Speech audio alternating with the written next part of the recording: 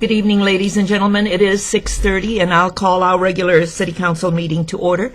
It is our tradition to stand for a moment of silence, followed by the Pledge of Allegiance, and we invite you to join us.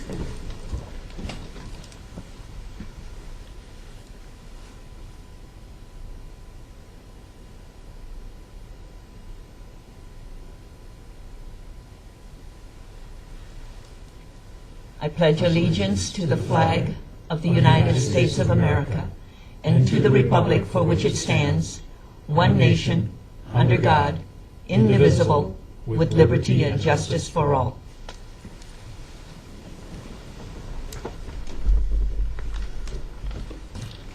We have announcements for our upcoming meetings. We have regular council meetings as scheduled for Tuesday, April 3rd and April 17th at 6:30 p.m.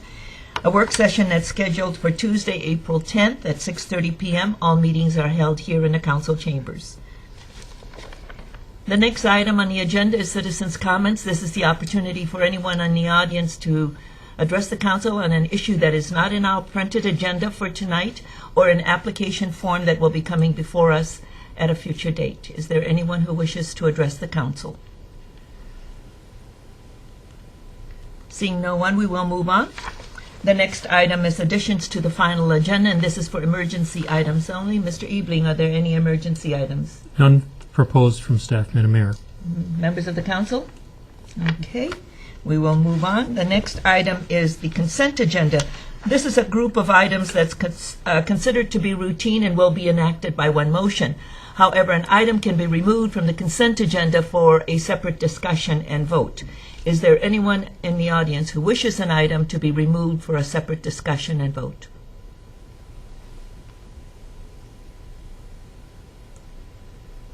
Mr. Ebling?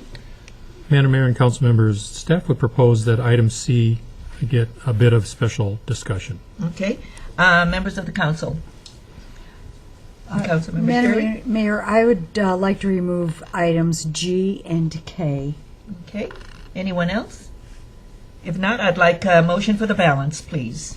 So moved. Second. Councilmember Gustafson makes the motion, second by Councilmember Sherry. All in favor, please say aye. Aye. Opposed, say nay, and the motion carries. Mr. Ebling, C is a resolution to establish the election precincts and to approve the designation of the polling places for the 2012 primary and general elections. Madam Mayor and council members, subsequent to council consideration of this at work session last week, we received some input from the elections folks at Dakota County that they would propose some very minor tweaks to a couple of the lines. And CFO, Director of Administrative Services, Johnston, would describe those for you if you would allow us. Thank you. Ms. Johnston. Madam Mayor, members of the City Council, what the original map that you were presented at work session did was it preferred to follow the school district lines. And the comment that we got back from the Could we see one for our citizens so that they can see it on the monitor, please? Because I think some of them have pulled it up already. I'm not sure where I put this. Okay. Can I get a little help? So where do I put it so they can see where it comes? So perhaps, Ms. Johnston, if they, the one that they saw on the website when the packet went out, and then the amended one. Okay. Madam Mayor, members of the council, this is the old map that went out with the packets originally, and the new map. Really, there were just a couple, and I'm going to try and put these next to each other so you can see them a little bit. So you can see that there were a couple of changes. There's a little tiny sliver down here that was required. Essentially, the genesis for all these changes was originally we had it following, tried to follow school district lines so that you wouldn't have the complication of having two different ballots at every precinct. And so when you have that, you have to ensure that they're in the right school district. And so that's why we tried to originally use the school district as a boundary. What we were told by the county is their preference would be that we follow distinct roads because we had, in fact, had boundaries up here. As you can see, this is the final. But up here we had all of 5 in this area, but we didn't have distinct boundaries. And so you can see here now we're following distinct roads associated with these. Really, a lot of the areas that were impacted did not include changes to population. You should have another item. I can go through all the changes. There's slight changes. So instead of doing that, you can see the changes here on this sheet of paper that you have. Really shows the differences, the distinctions in terms of population, and they were very, very minor. Thank you.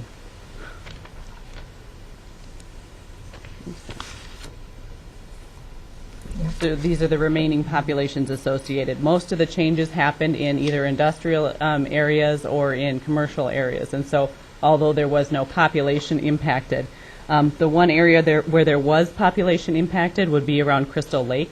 We had originally cut across Crystal Lake, as you can see,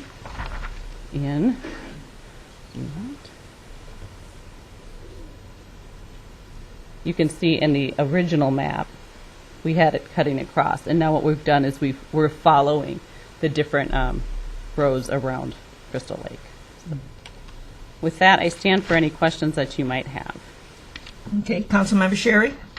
Ms. Johnston, you have this sheet that you gave us, the 2010 census blocks. So is that, that's from, okay, I got it, the 2010 census. Those are the numbers that were, population as of two years ago. So that's what we base this all on, correct? Correct. And so you can see that we've tried to make really even distribution. They are. It's a really great distribution. My question is this going to be on the website?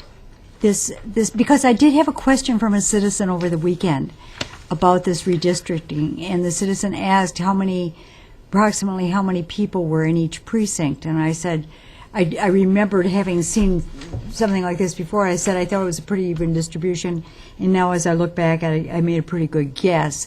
But I don't know if other people are interested in greater detail or not. So, I believe it is on the website. It Okay. is part of the packet, and if it's not, we'll make sure that we add. okay, that good. to it. Thank you. Councilmember Sherry, if they just went a little deeper, they would see this. Okay, It and is. I don't think they had gone on the website. I think they just were curious. So, good. So if anybody wants to find this, it's there. Absolutely, and Madam Mayor, Councilmember Sherry, if need be too, if they can't, we certainly can. The city clerk can answer questions, Okay. or I'd be happy to answer questions All right, as well. thank you. Okay, anything else? Members of the council, I need a motion to approve the census. So moved. Second. Councilmember Sherry makes the motion, second by Councilmember Coughlin. All in favor, please say aye. Aye. Opposed, say nay, and the motion carries. Councilmember Sherry, G is to approve the master agreement with Baseball Association 191 to allow advertising on outfield fences at Alamagnet Park. Madam Mayor, thank you. I wanted to pull this item just to bring to the attention to our citizens of the great contribution that Baseball Association 191, otherwise known as BA 191, makes to the community. In this agreement, or this item, they're asking for the master agreement, which we do every year, and also to allow advertising on the fences out there, which is one way they raise money. But this group does a tremendous job in helping our city provide wonderful ball fields, and it's another way that I think that that people get tremendous looking fields at not at taxpayer expense. So I just want to recognize that, and I see a couple of the board members sitting out there, and I want to thank them personally. And with that, I move that we approve this master agreement and the allowance of advertising. Second. Councilmember Sherry makes the motion, second by Councilmember Gustafson. All in favor, please say aye. Aye. Opposed, say nay, and the motion carries.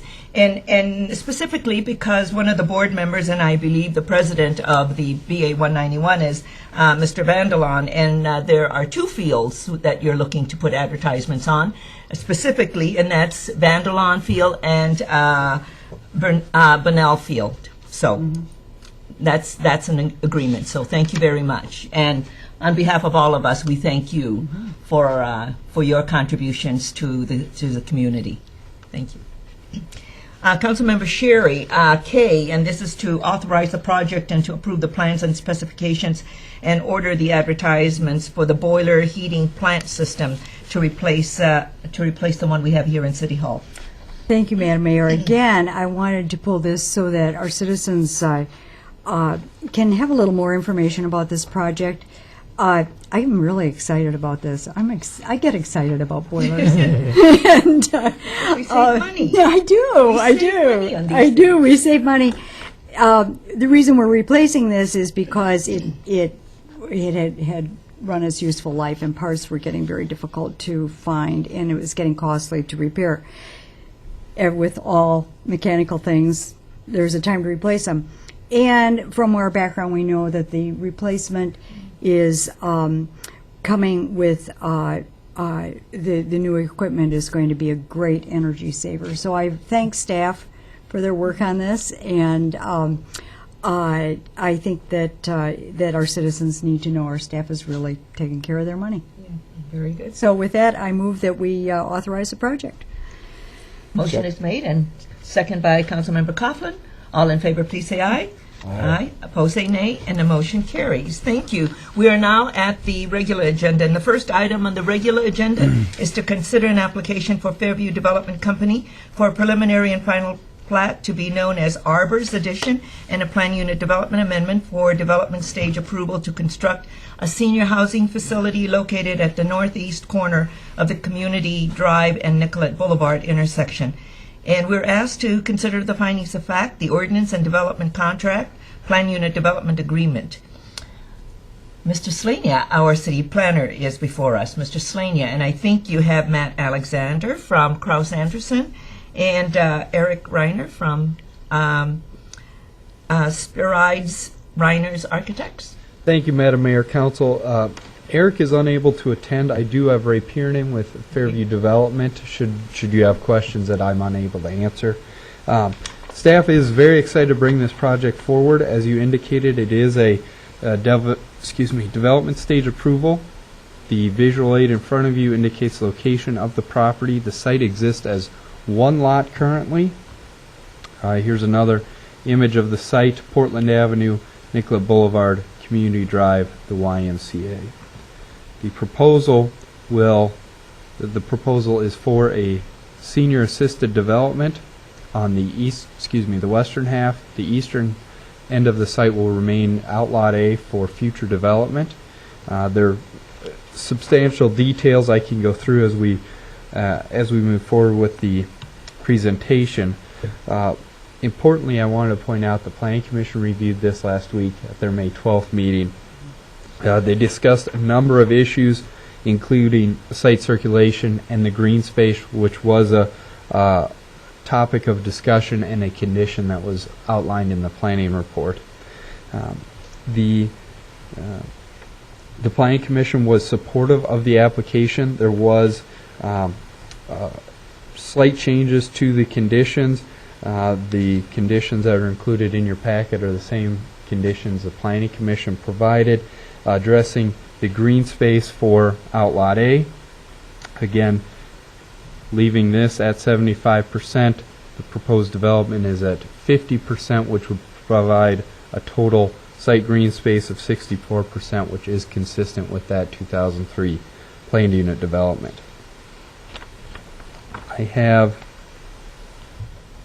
for the council's information, a couple color elevations of the site. It is consistent with the design standards for building elevation, site circulation, quality materials. It is an appealing building and will make great use of that site, which is currently vacant right now. I do have a three-dimensional study that the applicant prepared. Should the council have questions on that, we can get into it. And lastly, the conditions that are included in your packet do reference an Exhibit A, which discusses the shared parking and shared access between the two lots. Please understand, this is conceptual, but it will help preserve green space and allow future uses for Outlot A to share parking. There will be no access permitted to Portland Avenue when Outlot A is constructed. So the access will be a right in, right out on Nicollet Boulevard for Outlot A, as well as access along Community Drive. This connection right here will be made whenever Outlot A develops, but it does provide quicker access or an additional access for people to get out to McAndrews Road to the north or other destinations without using Portland Avenue. Also, Madam Mayor, Council, I have the building material samples. Should you have questions on that, I know the applicant is happy to answer any questions. Okay. Questions for Mr. Slania? Councilmember Gustafson? Mr. Slater, do we consider this rental housing when we measure the housing in the city? We have two numbers that I can go through with the council right here. Depending on how you calculate it, let me get this information. I believe this is an email the council received a number of weeks ago, just providing information on number of units and so forth. 25,759 total units within the city of Burnsville. If you take all of the senior units, the co-ops, the rental, etc., it comes up to 5.7%. That is including rental. In this, the alternate design or the alternate calculation, if you count just the assisted, sorry, I'm just making sure I'm giving you the right numbers. If you count just the assisted, it's 3.4%. This would be considered assisted. Based on these numbers, it would be considered rental, but it is you can put it in a subcategory when you're looking at the specific percent for housing units. And I don't have a problem with this happening. I'm concerned because we have our 70-30 policy that if we count these things, this is going to put us even farther away from that 70-30. And the more of these we build, the more impossible it will become for us to hit that 70-30. And I think as a council, we should take a look at that. And how do we measure? Do we put seniors differently than we do our other rentals? Because I do sometimes think they are different than our normal rentals that we have in town. And so, I mean, I think that's a discussion we're all going to have down the road as to how far have we gone and all I'd this. like to make a suggestion, members of the council, and we direct staff, that this is put on a work session. I brought this up in the past when some others have come before us and wanted to do senior housing, some in the heart of the city, and we said no. And some of the things that we really have to talk about is how do we sustain service long term and to make sure Absolutely. that we can support this. So we have to look at senior housing differently, but we need to have a longer discussion and I an totally analysis. So if you all approve, we can direct staff to put this on our agenda for a much more deeper dive into this and come up with a better solution for us long term. Okay. Sounds good. So, Mr. Eveling, there's consensus here that we do that. So, because I think you're right, but there's a factor when you have too many assisted living units and how it impacts our service. Yeah. Because all of us see the monthly reports that we get from fire, and fire is leveling out, but the amount of emergency service continues to climb higher and higher. So we need to really take a look at that. Okay. Thank you.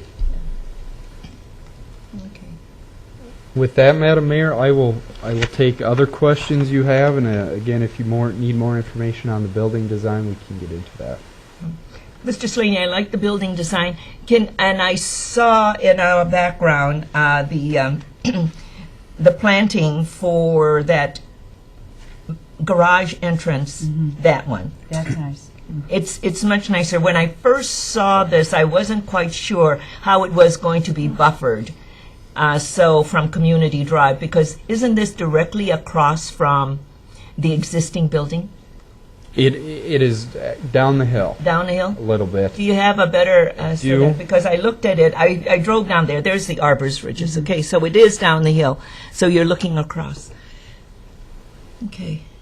But it's buffered with some very nice plantings, so It I is, think it's and- going to, If I can jump to one other image on the color elevations, obviously this design, this elevation is a little daunting. It does not take into account the grades and the That's- landscaping. that's that are- what we saw when our city manager showed us, and so my concern was that I hoped that there were going to be planting too. So you, from Community Drive, this is not, This is not the image you'll see at all. very good. Okay, anything else? Members of the council, if you don't have any concerns about this, a motion to approve, and I think that's what they'd like. They don't want to speak, and unless you have something that's burning for you to tell us, you just want us to approve it and move on, right? Okay. So moved. Councilmember Gustafson makes the motion. Second. Second by Councilmember Sherry. All in favor, please say aye. Aye. Opposed, say nay, and a motion carries. Thank you very much, and good luck. Nice model, by the way. Thank you. Very nice model. Thank you. It was very helpful for the whole process. Thanks. The next item is item number 6, and this is a public hearing, and this is to consider a resolution vacating the drainage and utility easements as dedicated in the plat of the Ridges 6 Edition over Outlot B. And we're asked to consider the easement vacation application. So Mr. Peterson is our engineer, and this is one of your kitchen cleaning items, Mr. Peterson? Could be considered kitchen cleaning in certain circles, yes. It is, as the mayor stated, a vacation easement application. This is directly associated with the previous item you just discussed. This is the location of the Arbors addition. There's an existing easement all the way around the outside that needs to get vacated so we can replat new easements. They are showing new easements that are necessary. The utility owners who may have been in those easements were notified. There's no issue from the utility owners, no city staff concerns. So that once again, the area highlighted is where the existing easements are. This is the new plat. This dash line represents where the new easements will be, replacing the old ones. So with that, I would, since you approved the last time, I'd highly recommend you approve this one. And this is a public hearing, so I'd stand for any questions. Okay. Any questions for Mr. Peterson? Okay, this is a public hearing. Is there anyone to speak to this item? Anyone to speak to this item? Seeing no one, I will close the public hearing. Members of the council? Motion to approve. Councilmember Coughlin makes the motion, second by Councilmember Sherry. All in favor, please say aye. Aye. Opposed, say nay, and a motion carries. I will now recess the Burnsville City Council meeting so the Economic Development Authority meeting can proceed. President Gustafson. Thank you, Madam Mayor. I bring to order a regular meeting of the Burnsville Economic Development Authority. Let the record show that Commissioner Keeley is absent and all other commissioners are in attendance. Are there any additions to the agenda? None from staff, Mr. President. None? None. Commissioners? Move on to election of officers by resolution. Commissioner Couts? Mr. President, I would ask that we continue this item, and I appreciated last time when the courtesy was given when I was absent, that the full complement of the commissions would be present when this item is acted on. And I would like for us to continue this item so that Commissioner Keeley is present and we can address this issue. Have a motion? Motion to approve. Second. All in favor? Aye. This matter will be continued till all 5 of us are present. And then on to the consent agenda. Consider approval of minutes of January 17th to 2012 annual meeting. Move to approve. Commissioner Sherry moves to approve. Commissioner Second. I'm sorry. All in favor? Aye. We're on to the regular agenda. There are no miscellaneous items. I need a motion to adjourn the EDA meeting. Motion to adjourn. Second.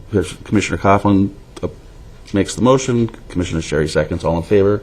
Aye. We are adjourned. I turn it back to you, Madam Mayor. I will now reconvene the Burnsville City Council meeting, and there are no other items to come before us this evening, and a motion to adjourn is in order. Motion to adjourn. Second. Councilmember Coughlin makes the motion, seconded by Councilmember Sherry. All in favor, please say aye. Aye. Opposed, say nay, and the motion carries. Good night, and thank you for being with us.